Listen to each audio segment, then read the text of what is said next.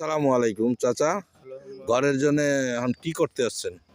এই বিপজ্জনক ইয়া করিয়া এবং ঘর দুয়ার মিস্ত্রি লইতে পারি না, হাতে টাকা পয়সা নাই। এই বিশেষ অসুবিধার মাধ্যমে আছি। কিছুদিন পরে ছাড়া আর কিছুই করা আমার ক্ষমতা নাই। আর যদি মাঝে যদি আমার একটু দেয় সাহায্য করে, তাইলে আমি ঘর করতে পারি, নাইলে করতে পারি না। ওখানে এরকম করে হালাচ্ছেন কি আর নিজের হাত নেই, খাইতেই না, চলতেই না, কি আর কেউ দেয় না। কারণ আপনারা যদি সাহায্য করেন তাহলে আমি যাইতে পারি চলে।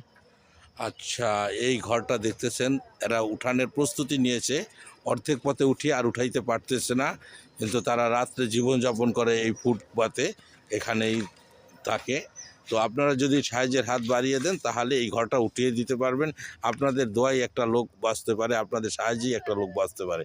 ধন্যবাদ সবাইকে। আবারও কোনো লাইভ ভিডিও নিয়ে আপনাদের মাঝে ফিরিয়ে আসবো। যদি সাহায্যের হাত বাড়িয়ে দেন আমার মেসেঞ্জারে আমার সাথে যোগাযোগ করবেন।